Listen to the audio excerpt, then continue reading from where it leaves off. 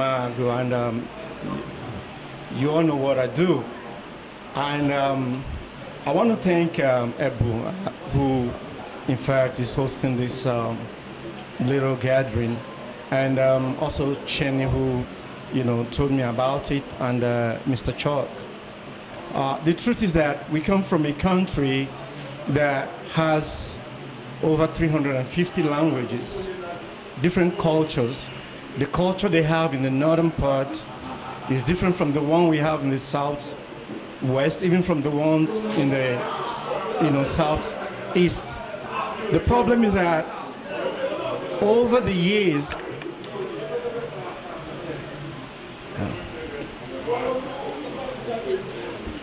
the problem is that over the years, the people from the northern part of Nigeria, they marry their children as early as 9 years, when they're 9 years old. I remember my Megad, or when I was in Lagos, I gave the guy a job. The guy went to the north, told me he was going to bring his wife.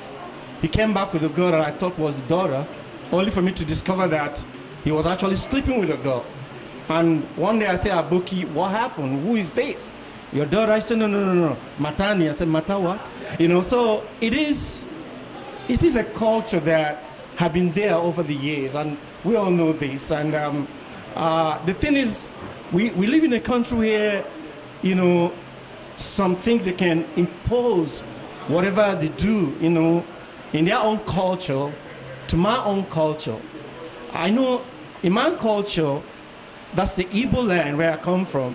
You have a lot of our men here who are as old as me, or even older than myself, going home to marry young little girls, bring them here, brainwash them, school them, control them, to the point that when they realize what they're going through, when they realize what they got themselves into, sometimes you see them following another cause that results to people getting divorced, sometimes some of them getting killed and all that. So it's such a problem that I would say, like my brother rightly said, what about the child labor where people, like all this, boy that they're doing, that the girls are doing from a tender age, 7, some of them will not even go to primary school, some of them will not go to secondary school. They send them to start doing boy all over the whole place. And, so some of us even bring them here. I know people who go home, I don't know how to do it, but they bring these people here, subject them to all kinds of treatments. And these are young girls, young little girls. So it is, like I said, it is a very good thing you started there. And for me, like I told you, I'm going to support this. It's a worthy cause. But how do we go? Where do we go from here? Because these guys, like you and I know, they don't even watch television. They are in Nikon enjoying themselves.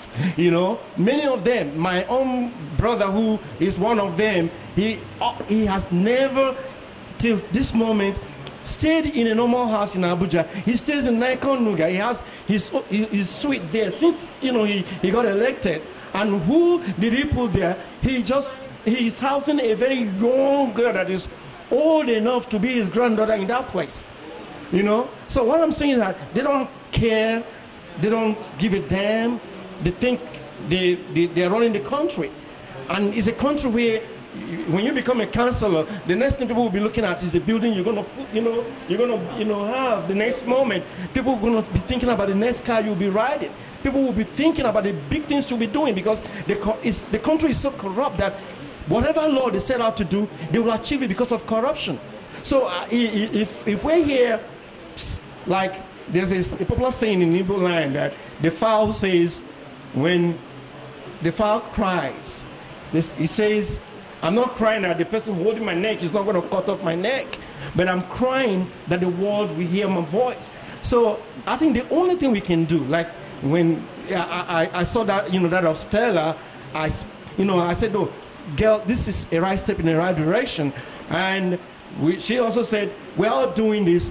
Our voices have to be heard. We just have to make that noise, and we continue to make the noise because we live in a country where so much is going wrong, and people are grappling with fries. People are dying. They're leaving the dead, and they're burying the living. That's what is going on in that country.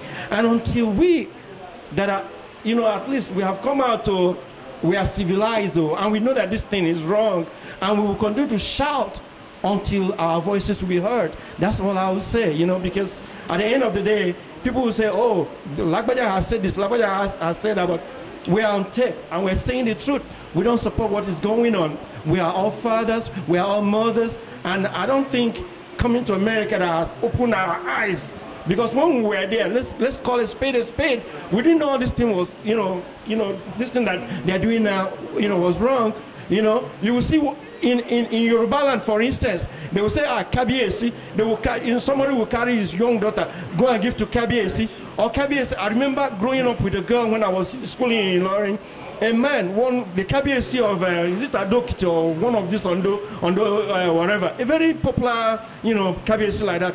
He came in a gathering. He saw this young little girl and sent his, what do they call those Olori or whatever, to go and meet the parents of the girl. And they went to that girl's house and dropped, dropped something just at the door. Just like, a tail of a horse. They drop it at the door. And that was it. What happened? The girl eventually became his wife. And everyone was like, how did this happen? But the girl stayed with this man from the tender age, maybe from the tender age of 14, I'm telling you. And when she got to the age of 24, she ran away. She came back home. Her parents sent her back again in Yoruba land.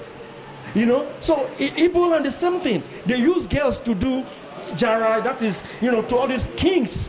So it's a culture that only God can save Nigeria, because what is affecting this country is not only this law they have passed. You and I know so much is going on wrong in our country, and people like us that are outspoken, people like us that have been known over the years to be shouting, we shall continue to shout until our voices will be heard. So I thank you once more for this gathering. God bless you all.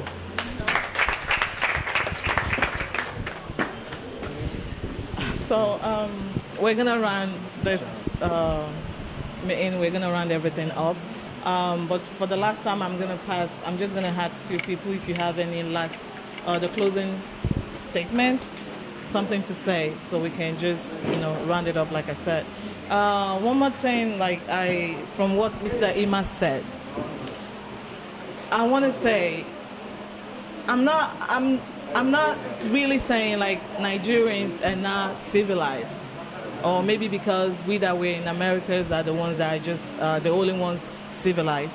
No, I know Nigerians are very civilized. Even right now, I think they're even getting more civilized than we that we're in Americas, because my people are more into the old social medias, you know, things that I don't even know.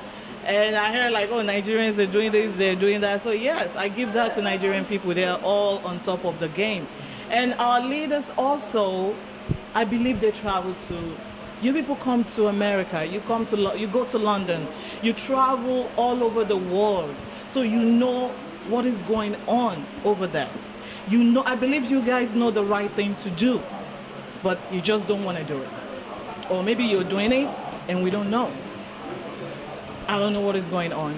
But I just, like I said before, I'm using this medium to plead, to tell to our leaders, please and please and please, look into what the important things are in Nigeria.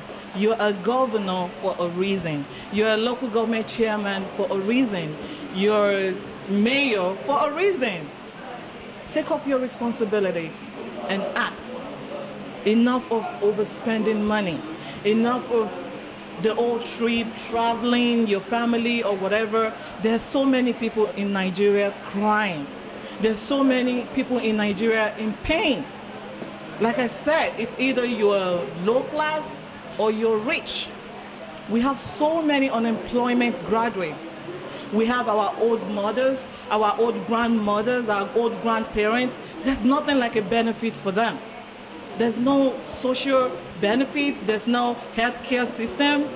Actors, The icons in movie industry are dying, all because of some little things.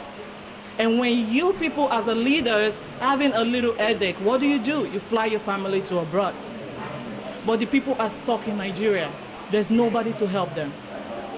The only people that are okay a little bit are just the people that have family in abroad. You send money back home, you do this back home. But what about those that do not have nobody? They need you. The children need you. We are the voice of these little kids. They cannot speak for themselves. They cannot cry out loud for themselves, and that's why we are doing this. We're speaking on behalf of the little children from the age of 9, 10, up to the age of 18 in Nigeria. We're representing our little children. Please do not pass this law. Do not pass this law. I'm not making a threat. I'm not saying anything will happen if you pass this law, but I'm just saying there's so many better things to talk about in Nigeria. There's so many better things to take care of in Nigeria. This shouldn't be a topic. This shouldn't be anything that you guys are voting for in the Senate House. How can you, a grown-up man, be sitting on your chairs and be raising your hands like, oh, it's okay, a child can have the right to do this or do that? This is a child. So please and please and please, let us all come together and take care of our little children. Take care of our unemployed undergraduates. Take care of our sick old people. Take care of the low-income family. Take care of our roads, hospitals. So many things, so many things. I don't really have to say. You all know what our problem is in Nigeria. So do something. I'm going to round it up, and if anybody has a closing statement to make, please do. Thank you. Like I said before, is poverty. Poverty is the root of child marriage. So I want to use this opportunity to talk to our politicians. I want to give an example. If Ibori used all that money he stole to give free education in his state to all the girls, he will not be in London prison. He will be what? Maybe vice president or even president by now. Learn from his mistake and the rest of them. Please, give free education to Nigerian children and free lunch in school. Nice food, free lunch, so that they don't need to go home and carry pure water and sell. So that, you understand, if you do this, they will grow up to become astronauts, doctors and lawyers, and maybe help create the change that we need in Nigeria. Thank you.